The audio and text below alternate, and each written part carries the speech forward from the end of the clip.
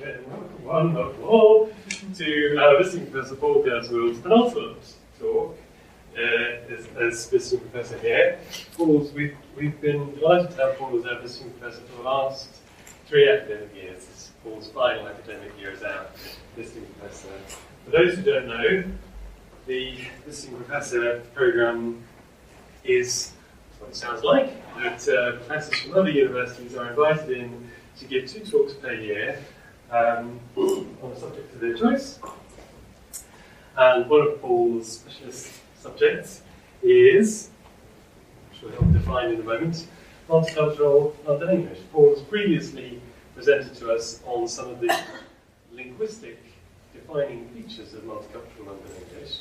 And today Paul will be telling us about the way the media have picked up on this emergent variety of English and the way they cast various forms of judgments about whether it's ruining English, or the latest example of English being ruined by this or that.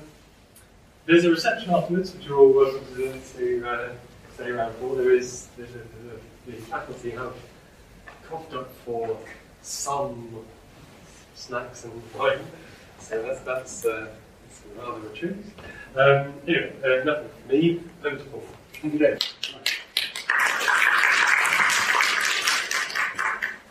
So, this is a fetching title that I made up the other week. I hope you like it. Let's see how it goes with that title, and I hope to show that this is about the right title. So, the talk's going to be in 4 parts, but 3.5 parts. But basically, okay, this is the introduction. What is this thing we're about to talk about? And then we're talk about researching multicultural London English, and then we're talking about multicultural London English and media. That will be the bulk of the talk. Okay, and I'll be talking for 50 minutes, so maybe slightly less. Okay, now, labelling urban youth languages. There is a tradition in Europe of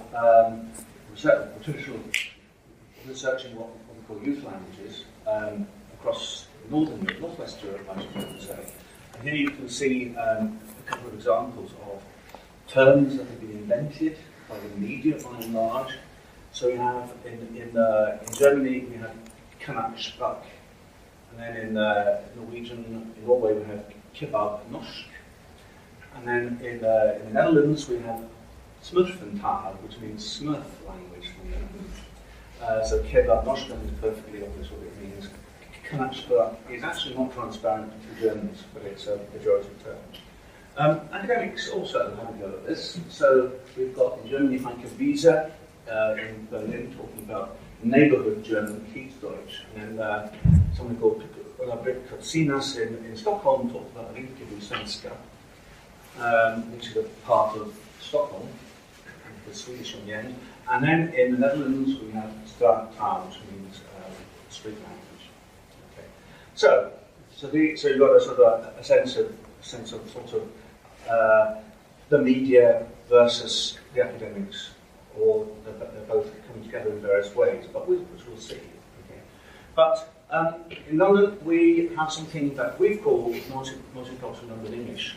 So what is it? Well, this is what linguists call a multi-ethnolect, and it's widely applied to the speech of young people living in multicultural and multilingual districts of large cities, particularly in those northwest European countries we're just looking at. So Scandinavian countries, Germany, United Kingdom, and Netherlands and Belgium. This is where these kinds of places have been researched.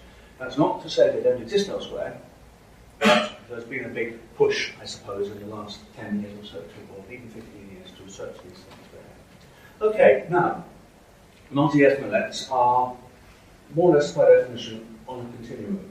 From, on the right-hand side, a vernacular variety, so somebody's dialect, if you like. So you think of this as another word for a kind of dialect. And on the left, we have what we call youth style. So this is something much more identity-laden, style-laden. This is where young people would try to signal certain kinds of identity. It could be somebody else's identity, it could be something to be cool, maybe to use certain aspects, certain words of the multicultural slang. Often it's just slang, in fact, that's used, and you find this across Europe. Okay. But I see it, or we see it as a continuum, because in a sense one person's vernacular might be another person's style. And somebody who maybe who speaks with, uses one of these varieties of language habitually, also has other styles, but inevitably they do. So, that's why there isn't a clear demarcation here. So it's slightly unusual in terms of a dialect. I mean, you could say Sheffield dialect. I mean, it's something you can describe. You can describe the vowels and consonants of it, and by labelling it dialect, it's as if there's a thing. You know, it's a thing, to use modern parlance. All right. So it's essentialised, to use perhaps slightly more posh parlance. But with these youth languages, they're much more fluid, in fact, than other dialects. So, on the basis of that, let's proceed and see where we get to. So when did MLE, Multicultural London English, it's easy to say MLE at times. I didn't keep saying that, so MLE. Now, we're talking pre-MLE now, 1950s onwards in London. The white British and African Caribbeans, mainly from Jamaica, formed the most numerous groups. So obviously the white British were in the ascendancy. We're talking early 50s to the late 50s, early 60s. Okay. Jamaicans particularly came over to Britain, as you know. Many or most perhaps settled in London. And then people from other Caribbean islands as well. After that, in the 60s and 70s and onwards, 80s, 90s and to the present day, people came from everywhere else in the world, particularly the Indian subcontinent. Bangladeshis formed one of the early groups in the 1970s. And then the West Africans, Nigerians, Ghanaians particularly, came in large numbers around that same time. So these are the ethnicities plus Turks, Arabs, etc. But just focus on the early period right now. What kind of linguistic repertoires did the British people, the white British people that we've also called Anglo, so these are people who probably are of second or third generation Londoners, and Afro-Caribbean people are then first, second, third generation from the Caribbean. What were their linguistic repertoires like? Well, Mark Sever and Roger Hewitt are two linguists who were working in the 80s and 90s, the 80s particularly, and came up with this kind of scheme here. So, London vernacular, Cockney, okay? So the white British spoke that. They also had access to various forms of more standard language, I suppose. But the African Caribbeans also spoke Cockney, and they also spoke what Mark Sever calls London Jamaican. Okay? So this is a kind of Jamaican that grew up in London based on Jamaican Creole. And what he found was that young people were speaking, young people from the Caribbean whose parents were not Jamaicans were taking up this Jamaican form of speech. So this is the repertoire around about then, let's say 1980 or thereabouts. Okay, so, but they also said that there was something else, they call a black Cockney, something in between these Cockney and Jamaican. And they also claimed that it was multi-ethnic and multiracial in character. That it wasn't just the black Afro-Caribbeans who used it, there was other young people as well. And it was also only used, that they report, among adolescent peer groups. Right? It wasn't a vernacular as such, it was a style that people would put on, the young people would put on. So not actually a native dialect, but more a style. Okay. So it's sort of moving towards something like MLE, but not quite there, because we argue that MLE is not just a style, it's a vernacular as well. The seeds of it are visible in the comments that they make. Okay, now we have evidence from another kind of of research as well. Criminology, sociology, youth work. There is a criminologist called John Pitts who, in a recent lecture, noted the start of a new youth language among young black people in the East End in the early 1980s. And he comments in this, you can find it, you can probably, this link it works. You can hear what he has to say, but he says things like, well, when he started being a youth worker in the East End in the 1970s, he found that the young Afro-Caribbean people were speaking Cockney like the other young people. And that then, a few years on, the young black people started speaking something else. Right? And he interpreted it as, it's the young people expressing a resistance identity. All right, so something against the mainstream here. And here we're probably dealing with lack of opportunity, discrimination, racism, that appears to be coming up more strongly at this point. And also growing numbers of Afro-Caribbeans, I suppose, as well. So some kind of safety in numbers, if you like. But he talks about this new way of speaking as a resistance identity. So it's not quite the same as MLE, but I think we'd also claim that resistance identity is related to other forms of identity. So things like, and we're talking about this towards the end, hip-hop, grime, and being cool, and so on. These are other areas of identity. So this doesn't conflict with that. All right. So this is part of it. Right. What about the representation of this early kind of MLE, or pre-MLE in this case? How is it represented in music? Well, there is somebody called Smiley Culture, who died a few years ago, who had a 1984 hit single called Cockney Translation. Now, this is based on the idea that there are Caribbean people coming in, and they speak Jamaican Creole, and they are trying to figure out London Cockney. All right. So let's see how this goes. Let's have a quick watch of this. Make up the teacher right, not the wrong in the translation. Cockney as a language is only a slang, and was originated in England. The first place it was used was over East London. It was respect for the different pronunciation, but it wasn't really used by any man. The common also they fill, but full of lyrics and education. Like you have a better translation. Cockney has nine got every answer and self-boy. We have named that Kingston, Leiden, Leroy. We follow silk white Cockney type boy. What Cockney call a jack, we call a blue boy. The Cockney have nights while we have cars. The Cockney live in a trap while we live in a yard. The we get young while Cockney get captured. The Cockney the governor. So I think you've got an idea there. Anyway, so this is Jamaican and it's Cockney. It's not MLE, it's not Standard English. All right. So this is the kind of conflict here. And this is as late as the 1980s. Right. So, this is then from a blog by, I'm now beginning to move into media, newspapers. A blog by somebody called Dave Hill, who ran a blog on The Guardian. And this is somebody writing into the blog, responding to it.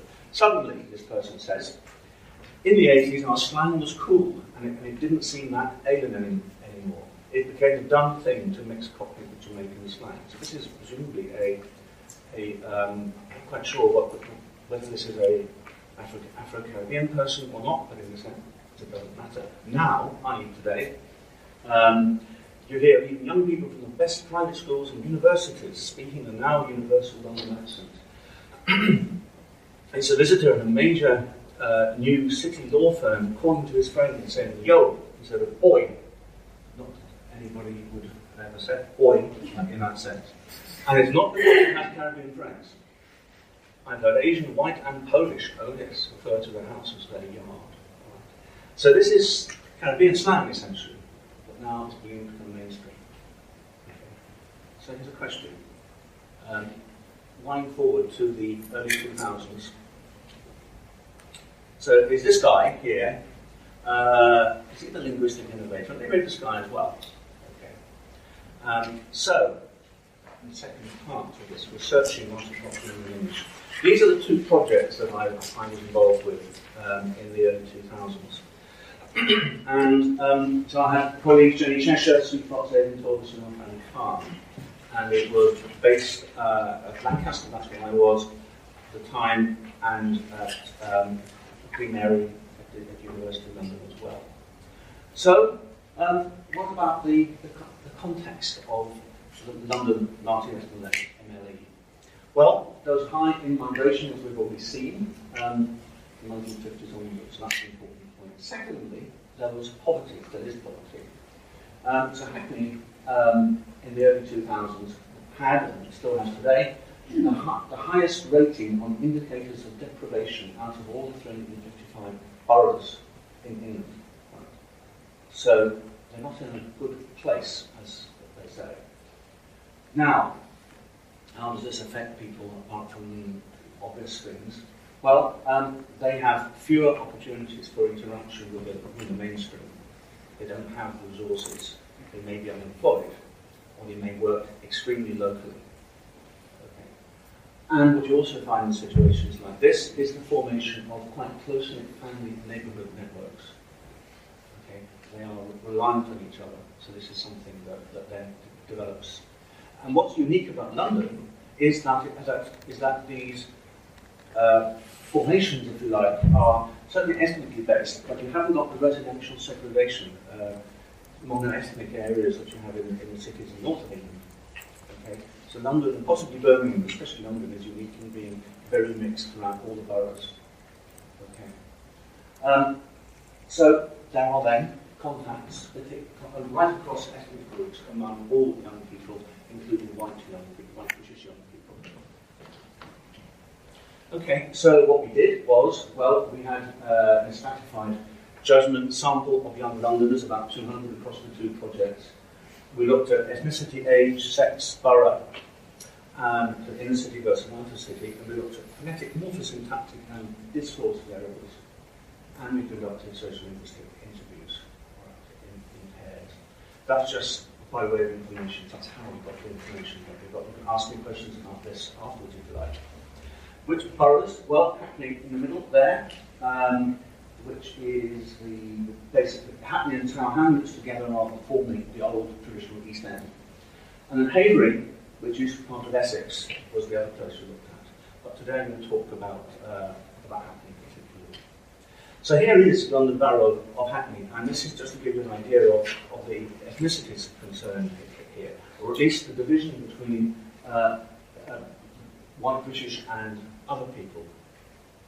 So, what you find is that some of these areas, the key there, that the lowest number of non-white people is actually 45.5%. And the highest is 65% across different wards. Right. So, it is roughly 50-50 white British and other people. So this incorporates both people who migrated themselves and second and third generations.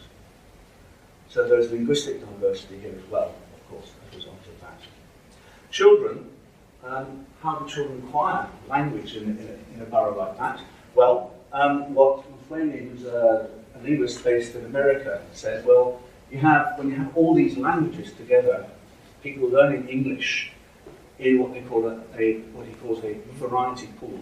Variety referring to different dialects and accents, also languages, but also features, different features that are there in the mix. All right. So children can pick and mix if they like. And both minority and white British children are linguistically socialised in this environment, with at least half the population are probably second language speakers of English or not speakers at all of English. Okay. And this kind of thing leads to innovations. Okay. Right, in the outer city in Havering, at that time, not now, today, 15 years on, at that time, none of this applied. Okay? So it was a pretty mono-ethnic kind of place, Havering at the time. Right, let's just play somebody. This is Alex, and this is what he said. literally walked past 2 thugs that I did not know, but they just grabbed me by the hood, swung me in the alley, and had me at knife point. And I couldn't do nothing. But I said, and they said, where are you from? I said, East London. That's where I'm from. They said, don't be funny, because I was right in the bit of East London. So they said, don't be funny with me like that, because I'll stab you. And I said, I'm not trying to be funny this time. What area are you from? What part? So I'm from Haggerston, Fields. And they just said, oh yeah, I don't like that area, where. And then some hero, thank God, there is some typical heroes who, it's like, if you're short, don't even bother come over, because you're just going to get stabbed yourself, like. Okay, so he's portraying something that's not particularly positive. But a lot of the phonetic features are there, and in fact there is a mistranscription here. This is rare. It's rare. This is an expression that's used. Well, it's not rare area, I don't have that copy, but it's rare. So that's how it is. Okay, so that's how it sounds. What features do we have? Well, we have discourse markers like this one here. I got the right moves in it, but I ain't telling you those still. I'm telling you. And so this is the use of still, which is characteristic. Okay, and there's another one which it tends to excite journalists, right? Indefinite pronoun man. I don't really mind how my girl looks. It's a personality. It's a personality man's looking at. That's how it's said. Right. So it's sort of like one or you or I in this case. He's referring to himself. Okay, it's a personality man's looking at. And this could be from the Caribbean, but it's probably more like an innovation. This is not how it's used in American Creole, for instance. So this is something that's come up in London itself. And you've heard a couple of examples of this particular one, which is also an innovation. It doesn't come from the Caribbean. So instead of saying I'm like, or I was like, which is probably what most people in this room say, or I said, or whatever. What some people say, not that often, but it's there. This has been I'm from East London, meaning I said. I was like, I'm from East London. Okay? So this is a new spin on the whole story, if you like. This is something new, and we argue that it's to do with drawing attention to yourself. So this is me, I'm talking about me now, and then uttering the thing that you said. Right. Rather than I was like. So it's more emphatic in a way. And the argument would be that in the situation lots of people are speaking English as a second language, maybe they are learners of English still, then this is a way as a conversational gambit, if you like, of drawing attention to yourself. Okay, vowels. We heard some of all of these actually in that extract. The raised face vowel doesn't mean the surprised expression or anything like that. This means that instead of saying face, they say face. Face instead of face, which would be the Cockney pronunciation. Raised in fact goat, so in other words, not go home, but it's go home. Go home. Something that sounds like a Sheffield vowel, actually, but it isn't a Sheffield vowel, it's an NE vowel. No goat fronting. What this means is that it doesn't follow the southeastern pattern of saying go home, which is what many Londoners, young southeasterners say, not in central London, but elsewhere. Go home, all right? That doesn't exist really very much. A little bit in the outer city. Strong goose fronting. Now this is the oo vowel, which is very much oo, goose, move, food, things like that. And that is the same as all young people in the south. Right? Not so much in the north, but it's in the south. And the mouth and price have what we call low central onset. So something like mouth or mouth, price. I heard the boy saying knife point. Right? In traditional Cockney, it would be knife. Knife point, I suppose, but it's knife. Again, that sounds sort of Yorkshire, but it's not. Okay. So these are some of the indications. Right. Enough of that in the leading and the media. So this then is the meat, if you like. That's the background. Okay. The first thing that we did was to look in the Urban Dictionary, which of course is a wiki that people update all the time. And so I searched for Jafaican, which is a term that was, still is to some extent, current for the same thing, but it's a media term. It's not known to people who are not into the media. Okay, it's certainly not known to the people who speak NLE, this particular term. and it comes in 2 spelling variants, as you can see there. And there were 7 entries for Jamaican in Urban Dictionary and 1 for Jamaican. So this is the first meaning. Someone, black or white, who would like to be Jamaican and acts, dresses, speaks like one. So this is the definition. Anyone with an obsession with Jamaican music, hairstyles, dreadlocks, and clothing. They tend to listen to Bob Marley and other types of reggae. That's what it says. Okay? And that's not what we're talking about. Okay? We're talking about this other definition here. Jamaican is the language of British people who talk in a fake Jamaican accent and use words like bizzle, blood, sizzle, in it, etc., etc., etc. They aren't always white either. There's a lot of Asian and black Jamaican speakers out there. Chill out, blood. Look at them beanies catching over there in it though. You what, mate? All right, you're a fucking Jamaican, yeah? Okay? So you've got the idea here. So this is, I mean, it's not published media, it's a wiki, but you can see some of the attitudes that, somebody may be trying to be cool and edgy, maybe in the way they've written this. And so these are some of the things that are picked up on later, as we'll see. Okay, how do you go about finding these words in the papers? Well, there's something called Nexus UK, which is a big database that I'm sure your library has of newspapers. And it's dead easy to use. You find it first of all, and then you type in a search term, Multicultural London English, press return. And then a lot of things come up and you can see them. You can download it, you can read the articles, it's highlighted for you, and so on.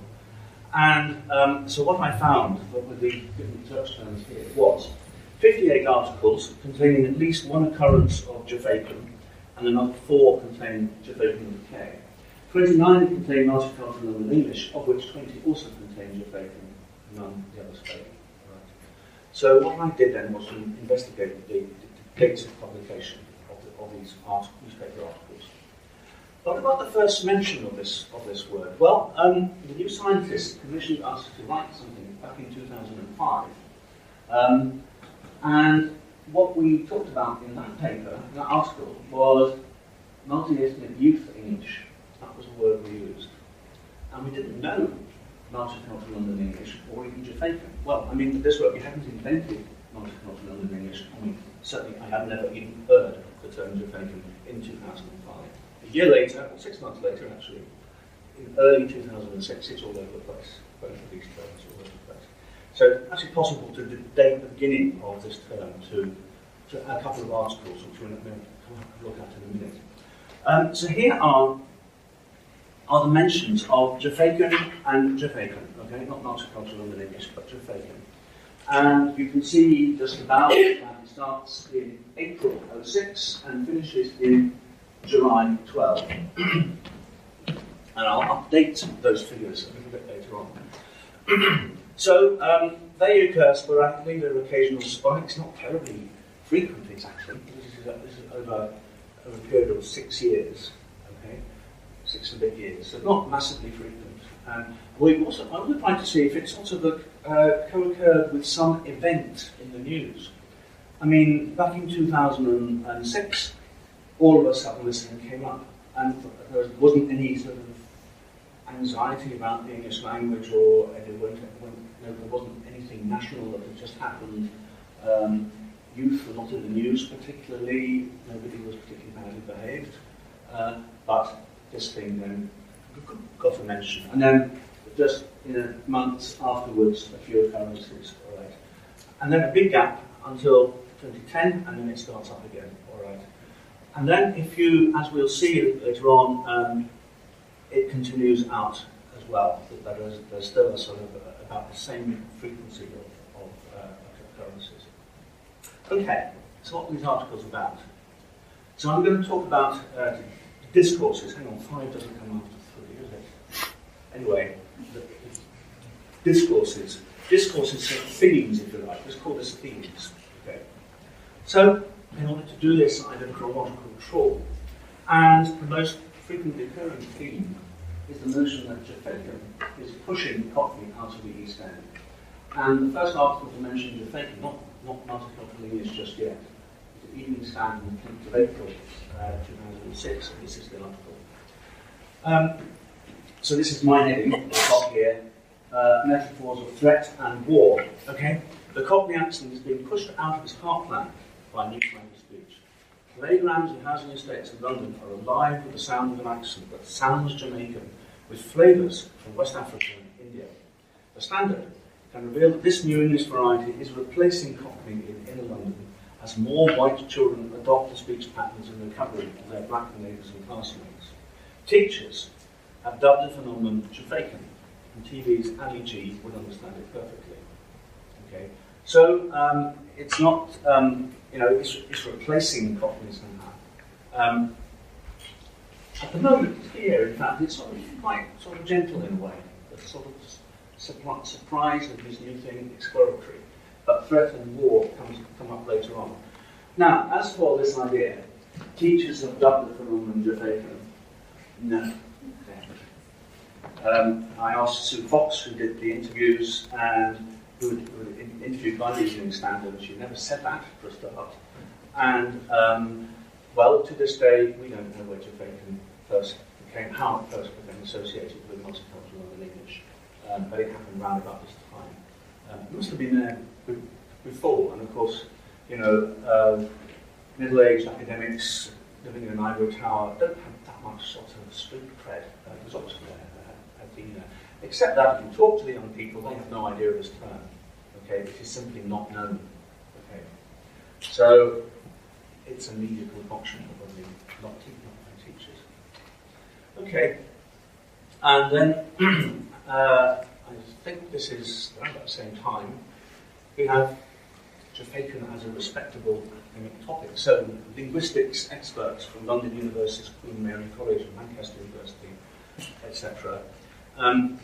Queen Mary researcher Sue Fox said the adolescents who use this accent are those of second or third generation immigrant background, followed by whites of London origin. Based on their preliminary findings, the academics are calling it multicultural London English. And then after that, there follows a list of slang terms, and of course, an oldest guide to today's youth speak. Okay, so it's not the name, youth speak, spelled that way, right? Suggesting something really non-standard way of speaking. So this is something the press like to do, is to attach a label to it that's really quite negative, suggesting lack of sophistication, lack of education, and so on. So we have a few words, and this list goes on. I mean, there are about 20 words. Prep, screening, training, and well-being, home. These are Jamaican terms, I'm pretty sure.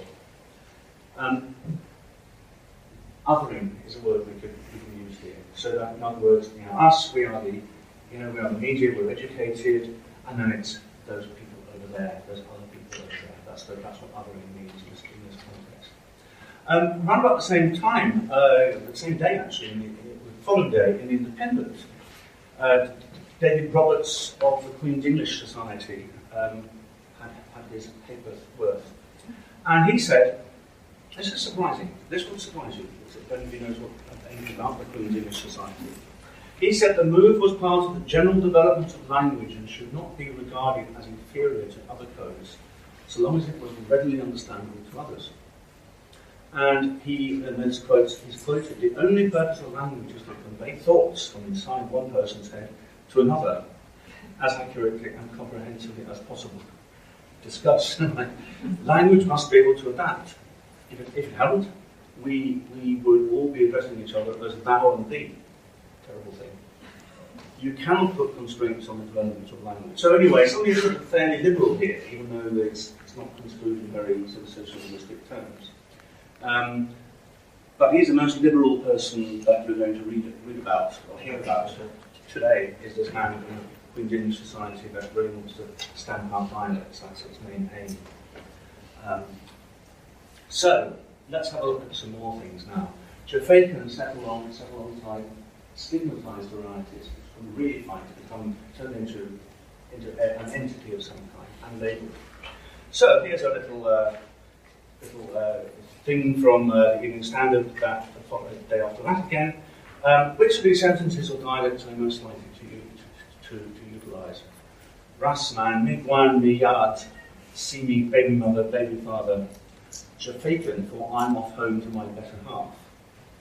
Right, we can debate whether that's Jamaican. I think it's more like Jamaican, but anyhow. It's a poor show all round, you ask me.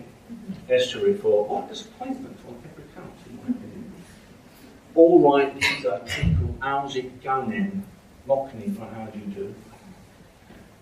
Hello, how are you? Back from Europe.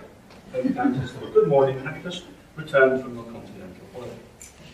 So, it's made a joke out of, but people are supposed to sort of understand what this word Jamaican means, even if these are not words that Jamaican speakers use very much, with various other kinds of semi-stigmatized, media-driven varieties of English. Okay, Jamaican encoding conservative values. So, and this is from the Independent, a whole little splurge right in this month, during that month. Conservative to a core, to celebrate today's street slang is fun and trendy, is to ignore its deep-rooted misogyny.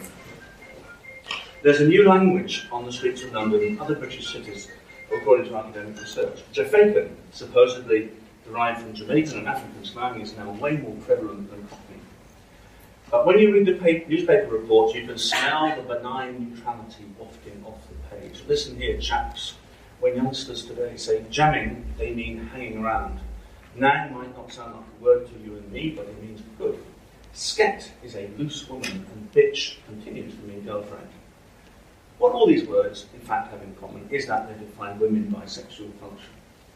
Right, so you can debate whether that is or is not true. But there's a whole lot of cultural things going on there that we could maybe talk about afterwards.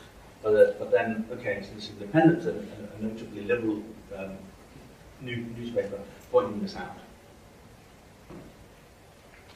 So, a little bit later on, a couple of 4 years on actually, silence really about these matters. End of year quiz in the Evening Standard. How did Nan, Greasy and Butters triumph in 2010? They are the producers who work on the X Factor winners recordings. They are the stars of a new CBeebies show. They are street or Jamaican expressions which have overtaken Cockney slang terms. They are ingredients popularised by Delia Smith in her last Waitrose promotion. So this is, as an intelligent reader of this newspaper and the email and so on, you're supposed to know what Jamaican is. Right. It's contemporary, it's stylish, Daily Telegraph, a few years before. It's significant that the message board of the new Englishness is MySpace, the social networking website that somehow flattens out the traditional nuances of class differentiation. It's there too, in the magpie lexicon from which the lyrics are drawn, with many of them delivered in the fertile hybrid of Cockney, the Queen's English, and pretend Jamaican. What's it called? Jamaican. That is the lingua franca of young southern England. Okay, so this isn't being negative about it. It's claiming it as something stylish and youthful, and also egalitarian. So compare that, the discourses there with the discourses in the previous slide. Okay, and then, things are beginning to go downhill for a little while now in this lecture. Jamaican gets associated with bad social practices. So here's a review of a sitcom in Independent, although it's a sitcom for children. Dealt with teenage sex, or the lack of it, drugs and parental rebellion,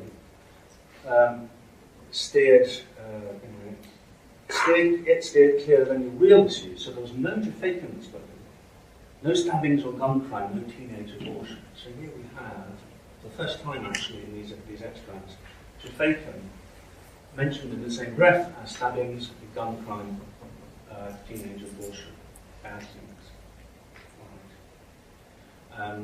So it's assumed somehow that Jamaican is bad. It sort of isn't up for debate. It's there, it's stated.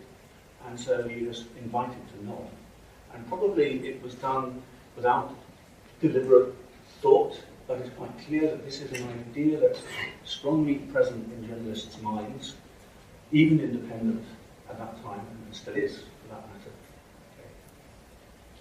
So, and then just one little thing here. Okay, the BNP was a political party that's now morphed into various variants, EDL, I suppose, and one wing of UKIP. But they, see if I haven't tried this, let's just go on. Actually, I don't need to click on that, you can click on that later. The Multicultural language, they said, and this is from their report, has been ethnically cleansed from London's East End as mass third world immigration has pushed white people into minority status and destroyed the world famous accent. So this is a metaphor of invasion, okay?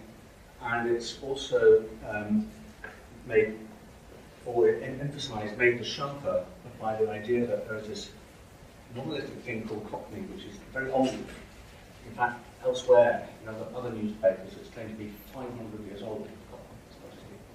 And in spite of its venerable age, it is being pushed out by those immigrants and their language. Right? That's something that repeats itself. Okay. Right. Never mind the fact that Cockney is also one of the accents that is equally equally not appreciated in the same way that multicultural London English is also not sort of. People have negative attitudes towards both of those. Any urban accents. Right. David Starkey commented on the London riots. There were big riots in London and other cities in England in August 2011. And so this was up for debate. And this is, so you have David Starkey sitting on the right, and I'm not sure who those people are. It's Owen Smith on the left, I think, there. So what he said was this. The whites have become black. A particular sort of violent, destructive, nihilistic, gangster culture has become the fashion, and black and white, boy and girl, operate in this language together, this language which is wholly false, which is this Jamaican patois that has been intruded in England. And that is why so many of us have a sense of literary in foreign country. Okay, let's probably quote some of these you've already seen, but he said that. And so the idea here is really emphasizing foreignness, okay, on the one hand, and also the association with gang culture, nihilism, violence, okay, and also false, okay.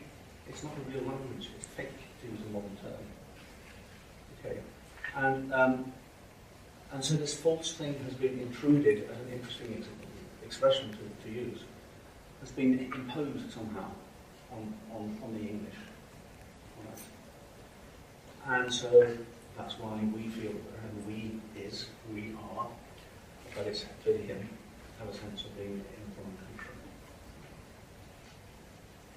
country. Right, and coincidentally, just around about the same time, I was invited to give a talk on London's inner city and language for TEDx, which is a subsection of TED Talks.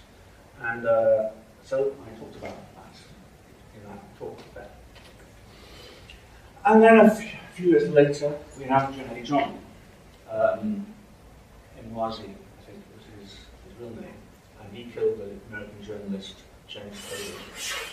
And so this, on the videos, which some of you remember probably, he is heard speaking with a British accent, hence Jihadi John, as in John Lennon, I think, something like that. Linguists were interviewed and confirmed that the jihadist in the video was a speaker of multicultural London English. So, one result of that was that multicultural London English appears in the press associated with the jihadist. Interestingly, not the word Jamaican, that seems to not to be present really in these particular reports. But there are a number of occurrences of the discussion, brief discussions about multicultural London English and its jihadist. Okay, so if you are somebody constructing a dialect that's going to be widely used and appreciated, that's a particularly good thing. Right, a bit of fun, but it's still serious. Right, that's what we're going to do now. I've lost the font, Dave. I had a bit of fun, had a really funny font on my computer. Anyway, never mind, it's still funny. 2012 was when the Olympics took place. So, there is, I think, a series of apps which have done a great job of deciphering popular slang in various foreign languages. Now, but this is a tongue-in-cheek, of course. Now, with London 2012 Olympics upon us, there's a special themed version out in the form of a Triplingo UK edition. The app uses a slang slider to enable users to see 4 different ways to say each phrase, with the options of posh, Cockney, Scouse, and Jamaican. It's worth pointing out that Scouse isn't actually a dialect of London, instead being located in the northwest of the country, in the city of Liverpool, but it's an enjoyable comparison to make. So, now you have here some sort of idea that the readers will actually recognize all these words, and so the paper sits there as one of those. So, fun to add, I guess. And time out. At the same time said, welcome to the London Citizenship Test. You've already demonstrated adequate speaking and listening skills in London's 3 key dialects, Estuarine, Mockney and Jaffacan, and, having attained level 2 posh, are able to buy shoes confidently in Knightsbridge. Okay? So Jaffacan comes in here as well. Notice it's not Multicultural London English, that's a mouthful, of course. Okay.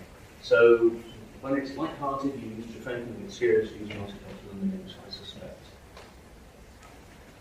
Right, now, I mentioned music at the beginning, so we had smiling culture. So what about nowadays? Here's another clip. Okay, and what's interesting about this clip is that Stormzy starts out talking, and then it morphs gradually into some sort of rattle. So let's see how this goes.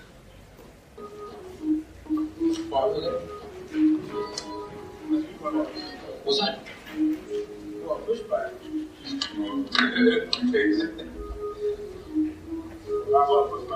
What's happening? Stay your name, cuz. What we do today? Yeah, 5 in the park. Let's go. Actually, I see you better than me. Tell my man shut up. Shut up. Mention my name in your tweets. Everybody shut up. Shut up. You be better than me. Shut up. Shut up. I see. Tell my man shut up. Come man, call me a backup dancer on stage and tricks from a backup dancer. If that makes me a backup dancer, the man in the beats, backup dancer. The man in the beats, backup dancer. I'm gonna chat about backup dancer. Big man like me with a beard. I'm a big man on a cock and a backup. Comes everywhere I go. I can't run with my energy show. Walk in the club and calling my tugs. Party's done, everybody go home. Okay, so what you get out of that is very clearly an MLA accent in terms of phonetics. There's not much grammar or that snippets we just heard of not much slang, I guess, but it's there. So one of the things one of the innovations in Multicultural London English is the K sound, the K sound, that tends to sound a bit like pop, right at the back of Ugolo, it's called Ugolo. So there's this phrase, backup dancer, he says several times.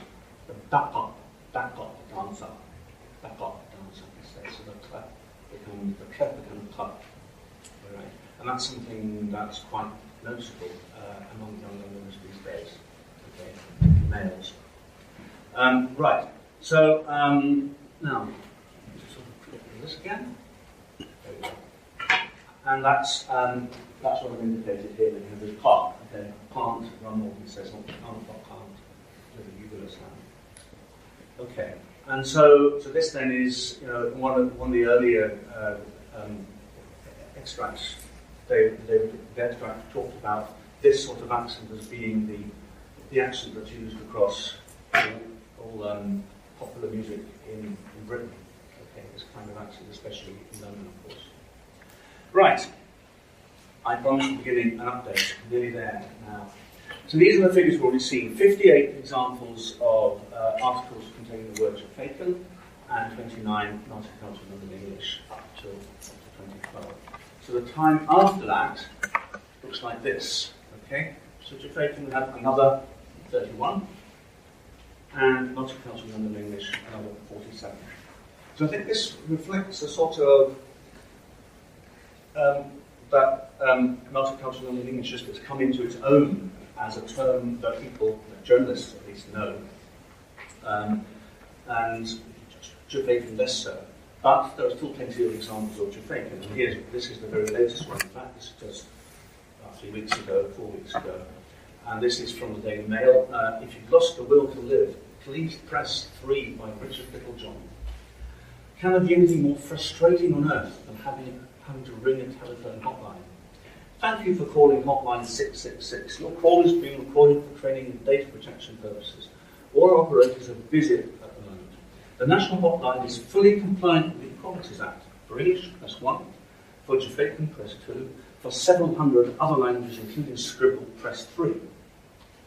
We're pleased to offer you a choice of music. For Vivaldi, press 1. If you voted Remain and would like to hear Beethoven's Ode to Joy, press 3. So, a bit of fun. What conclusions, what discourses around MLE are there? And this is my final slide. Jamaican or MLE, I suppose we should have both. Jamaican MLE is a variety settled on other varieties. It's part of natural language development. It displaces old Cockney. It's foreign and has no place here. Jamaican is bad for social mobility. Shown up a little slides on that, but there are people who will comment on it in the educational field. It's linked to bad behaviour, including criminality. Jamaica is cool and modern, and fashionable people ought to know about it. And because of these pseudo quizzes, and of course its use in music. So that's my conclusion. Thank you very much.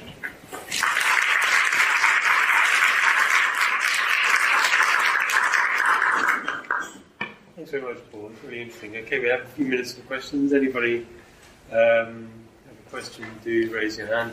And for those sixth form students in the audience, you're more than welcome to ask a question as well. We've invited you along. Do feel able to ask a question.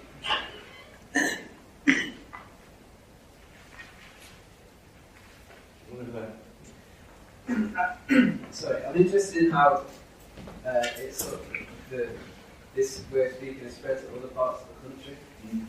Like, I don't know, what are your thoughts on how it happens and why? I mean, it is spreading to other parts of the country. It depends how you might think of through spread. I mean, there are certainly communities in Manchester, research done in Manchester, on Manchester Multicultural London Multicultural English, MME, I suppose it is. And it contains examples of, there's Manchester phonology there, as well as some of the phonological features we see here, plus the slang. So it's certainly spread in a way. What the mechanism is between London and Manchester, that's hard to know, really. Because there is contact between London and Manchester, but possibly not in this area. It's a bit of a conundrum. But a lot of the more sort of salient features of this are involved vocabulary, slang. And there are many ways that slang can be spread. There are all sorts of countercultural things that go on, which I suppose have some sort of network of contacts. It's not, I mean, certainly taking up some of the slang features is something that many people do easily enough, but they're not at the same time taking on a version of, let's say, an ethnically marked, or at least a sort of social group marked version of the language. It's not a vernacular when you do that. It's a tough one. Right. Yes. I'm from South East London. These are like my native tongues. I'm curious what you think for the future of NLE, like how it might develop, like might it be replaced. I'm curious too. A couple of reasons why I'm curious. One is that these ways of speaking change much faster than other ways of speaking. And the ethnic mix changes constantly. We have a lot of East Europeans now who've been here, 10, 15 years. And they weren't present when we were doing this research. They haven't arrived yet, or at least they have, but they haven't had children. So whether they are going to have any kind of impact, that's one thing. The other thing is that there is a kind of ethnic cleansing going on in London right now anyway, as the poorer people are pushed to outer suburbs and other cities around the place. So that Hackney now has incredibly high house prices, and there are still people living on the estates there, but they are being pushed out gradually. So demography is going to change if things are going the way they're going at the moment. That's another thing. There's also social media. I mean, when we were doing that research, it obviously existed, but it wasn't the prominence it has now. So I don't know. Did you have any things about it yourself? I mean, I don't know them very much these days. I don't know. I agree with what you say about it. Changes like really, really fast. Like literally, it seems like almost daily. New words and things, and meanings often get reversed. It seems like it's fashionable for sick to be cool, and they literally seem to sort of just like lap over and back like the same just constantly. Yes, that's right. It does change really fast. Yes. I'm intrigued as to why you picked, you used a picture of Bondi. I just wondered if you've done any sort of further research. I know you focus on stories in terms of music, but I'm aware Bondi did sort of one of his albums a few years ago, sort of focused on social justice. You've made films rather than one of his songs in particular sort of focused on the language of we used to refer to sort of people who might speak, for instance, Jamaican, who might focus on the word chav. I just wondered if you've done any further research into his music. I'm good at listening, that's all. I mean, Plan B, I chose his image because he's white, actually. Right. But he sounds quite like Dizzy Rascal. Yeah. So it was a choice I made, right? I couldn't have chosen somebody else. But and I also found that he's not really around these days, anyway, himself. Dizzy Rascal, we're dealing with early 2000s, aren't we, really, with both of those people. But the accent, at least on some of the things that Plan B does, is very much the early accent. That's a really good choice. Yeah. Another. Yes. Do you think those two are linguistic innovators? I sort of see them as representative of a demographic group, or at least they probably come from a demographic group. They're not part of it anymore. They're extremely rich guys, but they symbolise those groups. And from what I know about grime, which is not very much, it seems that this is a form of music that starts out on the internet with very low budgets, and then it gets picked up by producers and so on, and they can make money out of it. So it is very much a grassroots form of music, but whether music itself is a vehicle of spread of accent, I don't know. Certainly slang, I would imagine. Yeah, hard to know, but it sort of reflects an ethos, maybe. You kind of answered my question, which is about whether the extent to which grime might be influencing language change. I ask specifically because I know young people in Sheffield who listen to grime, and I think they probably speak multicultural Sheffield, sure, something like that. But it seems to be very strongly connected with grime. With grime, yeah. It depends. I guess. We have some Sheffield young people in the room who hear from them, whether they think there is, whether they speak multicultural Sheffield English, and whether it's linked with ethnicity or not. I don't know. That's another question. So, those of you who are young people from, under 18s, whatever you are, is there such a thing as multicultural Sheffield English, even for various people?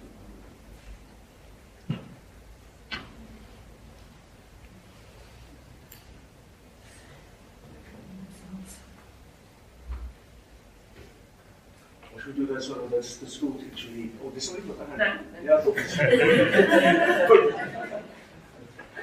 dangerous, like an auction. So maybe the thing to do is to sort of say, right, please do talk among yourselves for a minute or so. And those of you who are sitting here, young people or are young people, please do that now for a minute to determine whether we should do such a thing.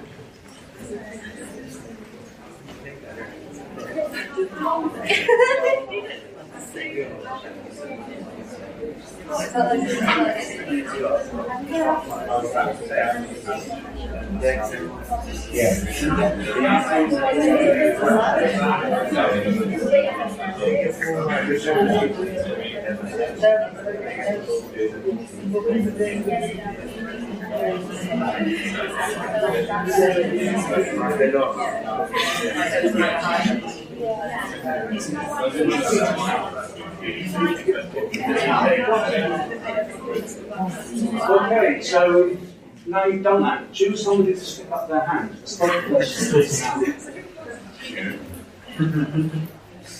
Yes. So, our group thinks that definitely is, especially in our school, it's quite sort of diverse school. Okay. And there's like certain groups will speak it, so don't we sort of black students, but also the white students that sort of hang around those groups will also speak it as well, so it does sort of mix depending on the ethnicity. Thank you for that response. Over here, yes. Yeah, I would say at our school we definitely do speak it. Like, my family is Jamaican, so how I've always spoke at home is that half of my family people now speak at school through the influence of it being a very diverse school that we get into. But what about Jamaican patois? Do you want to speak that as well? No, If you're Jamaican. no, I don't speak it like properly, but my family is Jamaican. Yeah. So when I'm with them, they speak Jamaican patois. So now what I would say at home is now said at school, and everyone thinks it's like a new way of speaking. Okay. And they've picked it up from grime and stuff that is how I've always spoken with my family. Yeah.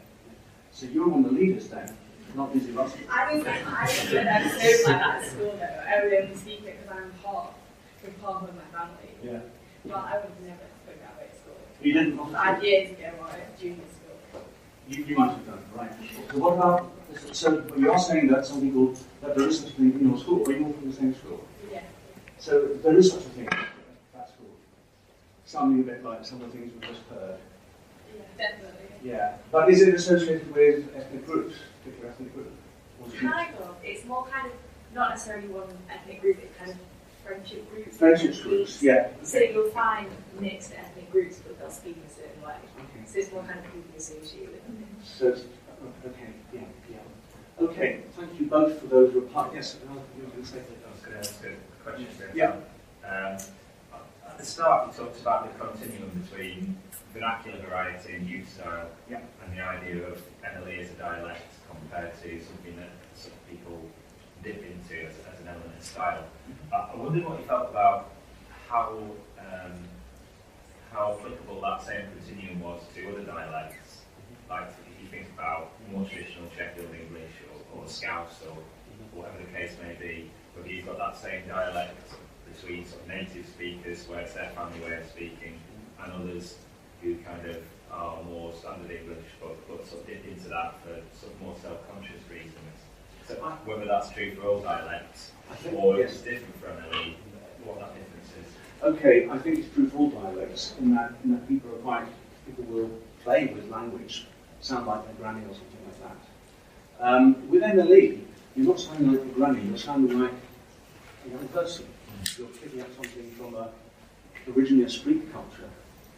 Right. I mean, but I suppose in Sheffield 70 years ago was a fairly monolithic place, working class place with steel and everything, and there would have been dialect here as well, and there would have been young people speaking some sort of Sheffield-based, not MLE or anything like that, but containing slang. All right. And that had continuity with the older generations. One thing I think is true of modern youth languages is that there isn't an older generation of youth who've grown up. Well, obviously there is, because people were young once, but this kind of new kind of culture is a different, slightly different animal, I think. So that when people are, lawyers in London are trying to sound cool and picking up some of these slang terms, they are not going an older generation, for a younger generation, a different social group entirely. It's not quite the same thing. But what do you agree with that? Or? Yeah, that was sort of my feeling. Yeah, right. Well, we continue dialects as well, and still some of that old Sheffield slang is still surviving, some of it's gone. Yeah. But I guess what you're saying lots of links to another question, which is, are we at the point yet where MLE is no longer just a youth form? Have we got a generation yet that's kind of matured, and is this way of speaking and way of communicating going to kind of persist into adulthood, when people are sort of native MLE speakers become, move into professions or move away to university? It is sort of what you'd expect if it's an activity you expect people growing up speaking MLE. Not enough time has elapsed, or we haven't managed to research it properly yet. We did try, actually, in one of the projects, but we couldn't. The older people we recorded, the parents of some of the kids, they had all sorts of other backgrounds and didn't speak MLE. But I have come across people in professional circumstances, environments, speaking with this kind of accent, well, not the slang, of course. There's actually someone on at the HMRC I needed to talk to at one point in London to do with probate.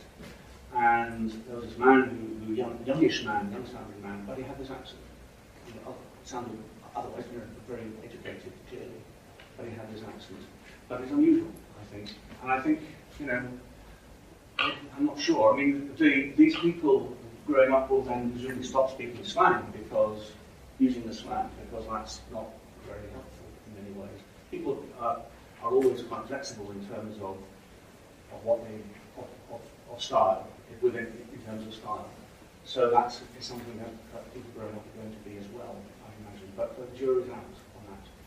I think we've also got to consider that London is like a really multicultural city anyway. When you move into the world of work, you like to be working with people that aren't that won't understand you. So that way, it will just sort of get faded out as well. Could be. Also, as you mature, you lose slang anyway. I think that's sort of goes for many languages and stuff. But it just makes it difficult for yourself. I'm sure people will kind of it's worth. Yeah, I mean, it's. There must be people in their 30s and 40s who have this accent, who habitually use this accent, or they maybe switch out of it and have it for home use, or when they meet with their old friends or something like that. Yeah, that kind of thing. That's part of my question, in the sense that do you think there's no, because there's a covert prestige about it, that in effect it can grow out, that for certain people, but for others it might not, in the sense that I know you talked about that someone from HR from RC, but in certain jobs that you're more likely to keep hold of it, and then in other jobs, as it might be seen as nihilistic and so on, and it's got that media association that actually grows out. Yeah, so do you mean people growing out of it? Is that what you're saying? Well, that it almost kind of, I don't want to say that breeds out, but do you know what I mean? In that sense that it's not something that people want to maintain because of the way it's perceived, and therefore they make a choice to, diverge away from it. So they have people. I mean, I think that's right. So a lot of people have the choice to move away from it, certainly. Then with the kinds of jobs they have, and of course there are far fewer manual work. It hardly exists in London, I suppose, these days.